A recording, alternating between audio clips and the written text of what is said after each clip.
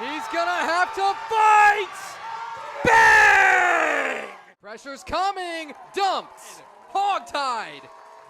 When you've given everything, what will the record books say about you, Matthew? Hey, welcome back for Season 2, Episode 26 of White Noise Sports with Tanner White.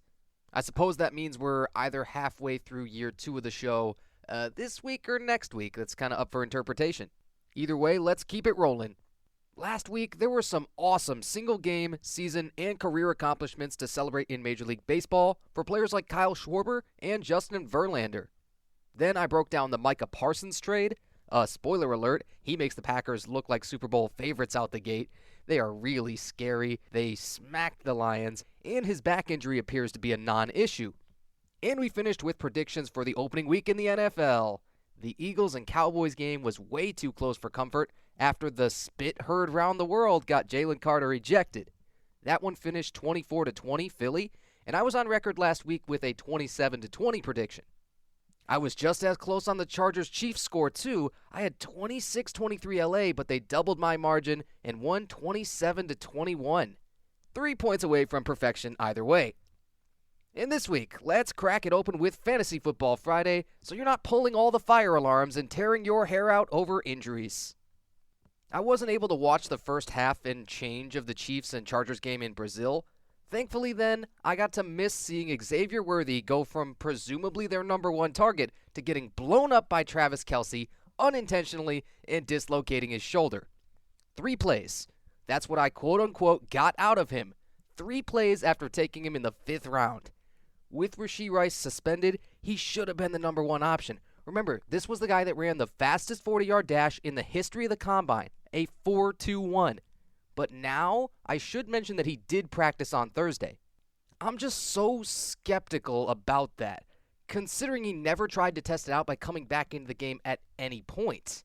The top target immediately became Marquise Hollywood Brown, but let me tell you who I would target on waivers this week. Hollywood was already rostered in 50% of ESPN leagues heading into Week 1, and that's going to go up dramatically this week. That's why Juju Smith-Schuster is one of my most interesting waiver targets this week. Juju has never gotten to be the guy with the Chiefs. He had 18 catches for 231 yards, 2 touchdowns all last year. On paper, you would think he's out of the mix, especially when you heard they were going to carry 8 receivers on their team out of camp. Why I like Juju. He's in year 9 in the league at only 29 years old. This is his 2nd stint in KC and his 3rd year in the system overall. Marquise Brown is faster, quicker, but much smaller and lighter. Juju's listed at 6'1", 215, and Hollywood's 5'9", 180. The Chiefs do incredible things with smaller, lighter receivers in the Mahomes era, Tyreek Hill being the obvious one, but also think about like a Sky Moore maybe. But Juju should now be on the field for a majority of snaps as the number 2 option on the depth chart, at least until whenever Worthy and or Rashee Rice come back. His one full-ish season with KC in his first stint back in 2022, Juju had 933 yards on 78 catches. That's the kind of pace you can expect from him as long as he's the number 2 option, especially with Hollywood and even old man Travis Kelce drawing some double teams over the top and underneath. The next injury to monitor is George Kittle. A lot of the Week 1 injuries this year aren't as dramatic as we've seen in 2023 or last year, but this might be. Naturally, because he's George Kittle, he had 4 catches for 25 and a touchdown in the first half before he got hurt. So your fantasy scoring was fine if you had him, honestly. However, a Week 1 hamstring injury for a heavily used player that turns 32 next month is not ideal. I've been the albeit lame D3 football player, but the guy who pulled his hamstring in Week 1 and had to deal with it the rest of the year. There are a lot of treatment options, but so many of them just don't decrease that risk of re-injury all that much. I'd be willing to call the hamstring the trickiest muscle group. He went in for an MRI this week, and they put him on injured reserve. I could not have foreseen that. That means Kittle's going to miss a minimum of 4 games. All of a sudden, too, Brock Purdy and Jawan Jennings, your QB1 and wide receiver 1, but ironically, not Christian McCaffrey, are all trending toward not playing this week against the Saints, who they should blow out of the water on paper when healthy. Abandon pretty much everyone not named McCaffrey on the 49ers right now. But go ahead and take a look at second-year receiver Ricky Pearsall on waivers. 7 catches for 108 yards in Week 1, mostly with Juwan Jennings already out, and even though it's likely to be Mac Jones throwing him the football, that typically gives me pause, there aren't many options left. If it isn't Pearsall that's going to become the number 1 option, I would say probably go with Kendrick Bourne. This is an interesting case. He's just returning to San Francisco after 4 very meh years with the Patriots, but he's now a 9-year vet. He played under Kyle Shanahan after being drafted in 2017. Basically, the Niners have to throw the ball to someone, and you know it's not going to really be a tight end with no Kittle out there, so pick who's left, and that person should have good volume. Brock Bowers, the incoming People's tight end and the Raiders' one first-team All-Pro last year, came out of the game on Sunday versus the Patriots in the fourth quarter after taking a hit to his knee. This one, I want to say it, and I hope it's not because I'm biased as a fantasy manager, should be precautionary.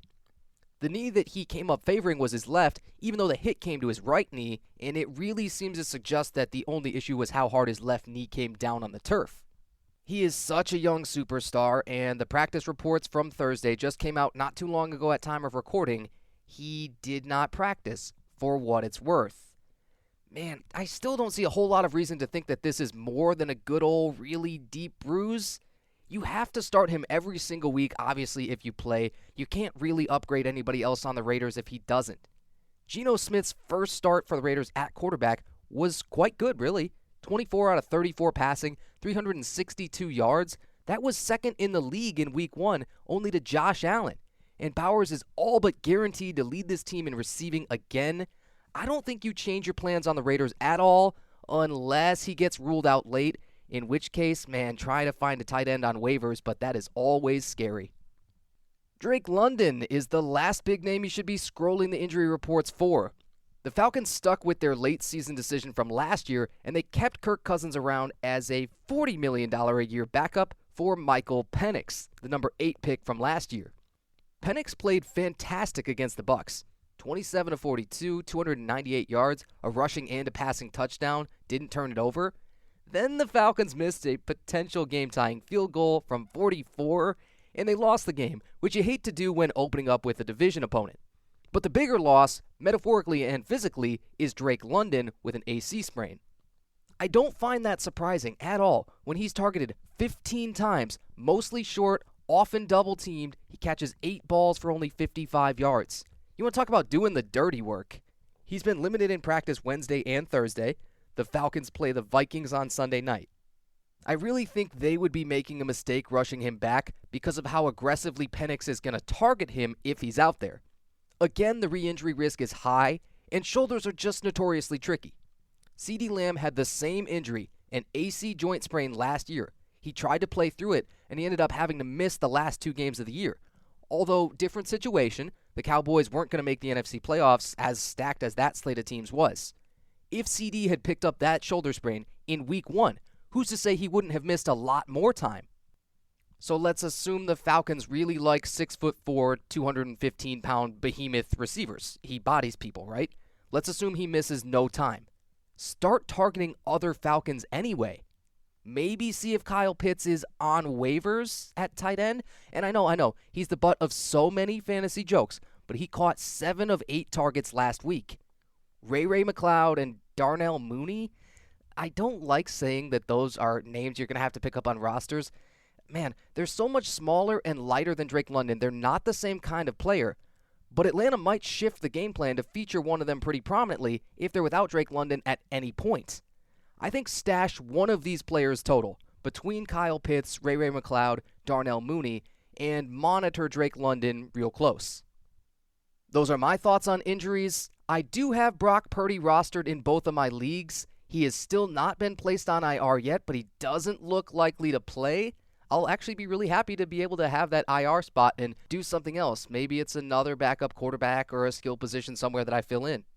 The Brock Bowers one does scare me as a fantasy owner of him. Not practicing was not what I wanted to hear at all, but I swear he looked and said as much after the game that, guys, I'm fine. I fully believe in him, but it's a scary situation, as always, in Vegas. plenty of other stuff going on in the sportsverse. Just been caught up in football, especially fantasy. You know how we do things around here. We'll do some tidbits of the week. Caitlin Clark is going to miss the rest of the regular season with the Indiana Fever. She only got 13 games in this year, then from mid-July onward, nursed what were reported as a groin injury initially, and then an ankle injury as a setback.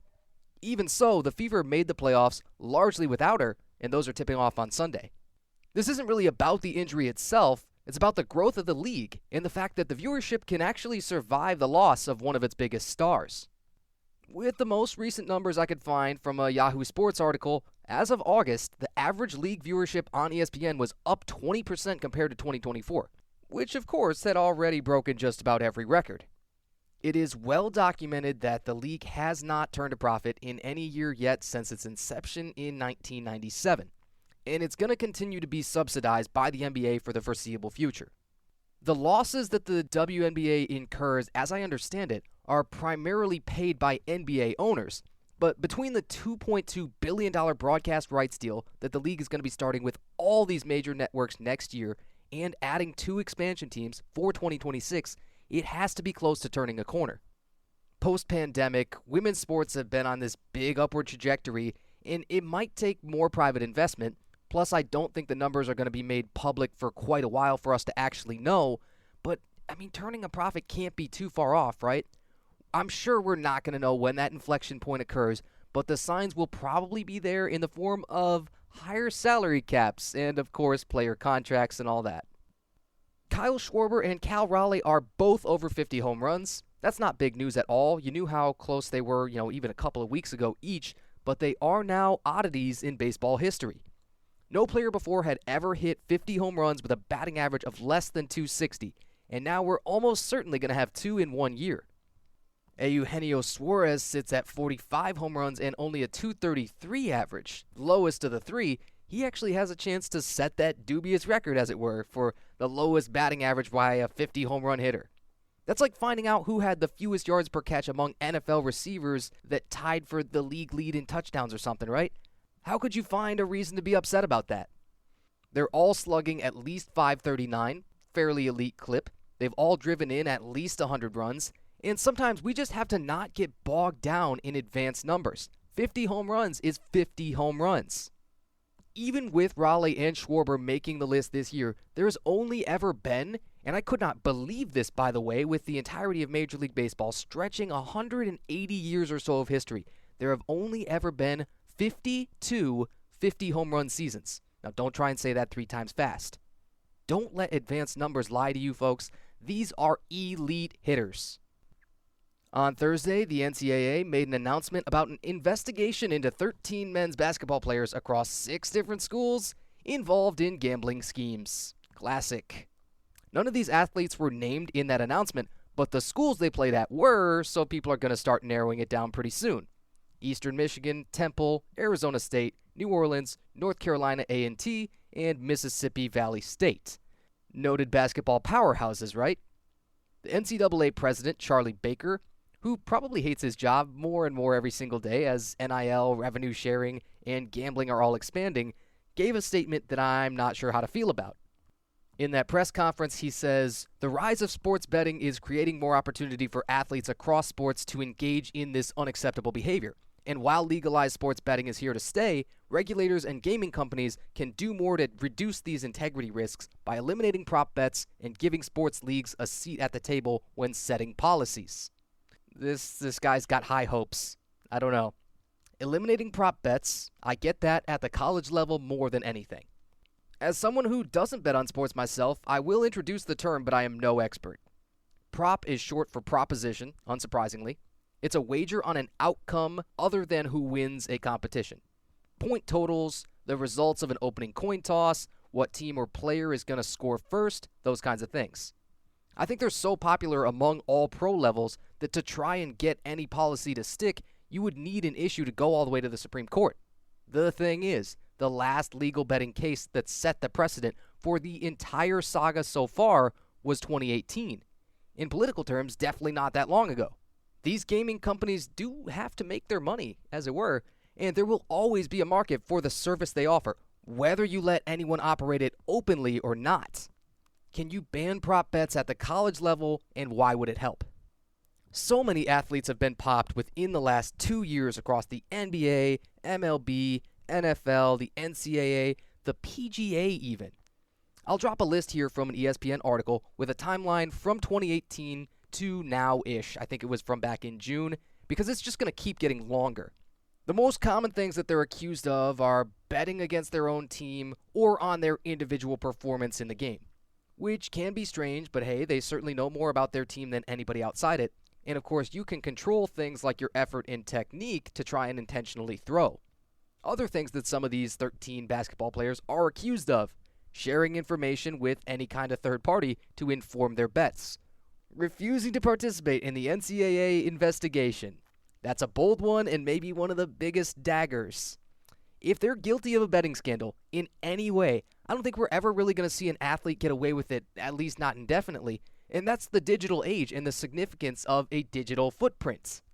I get that if you get rid of prop betting, there would be fewer ways for a competitor to throw a game individually. But you might still encourage them to sort of sabotage their team, have gambling rings where multiple players are involved in affecting the spread and the outcome of a game, etc. What I expect is going to happen when all the questions of gambling at every level come to a head. At minimum, all 50 states are going to legalize betting on sports by, the end of the decade, right? 2030. There's another link I'll give you, which I can't remember when I got to use it, but I actually looked at it during a class once. It's a list of where all 50 states stand and whether they allow gambling in person, online, both, or neither. I don't see player props going away anytime soon because they're such a moneymaker, honestly, and the betting infrastructure is so strong in so many places. There are other great ideas that have come out of certain states because, of course, each state can currently handle this however they want. That was what that Supreme Court ruling was back in 2018. New York tried to run a bill through their Senate this year, raising the minimum age for certain paid fantasy sports contests from 18 to 21. That's not a terrible idea, although anyone determined enough can have somebody else place bets for them. It could gain steam elsewhere if it could pass in a big state. There's always access to addiction resources and counseling, although I'm sure that the number of athletes who would actually be willing to check themselves into those is essentially zero. That's sad if you're somebody who really feels like you need that. And that's one of the more expensive solutions. Still, they should and probably will be made more available. Then, beyond that, the more ban hammers get dropped, especially year-long or even indefinite ones, maybe you start to scare certain people straight.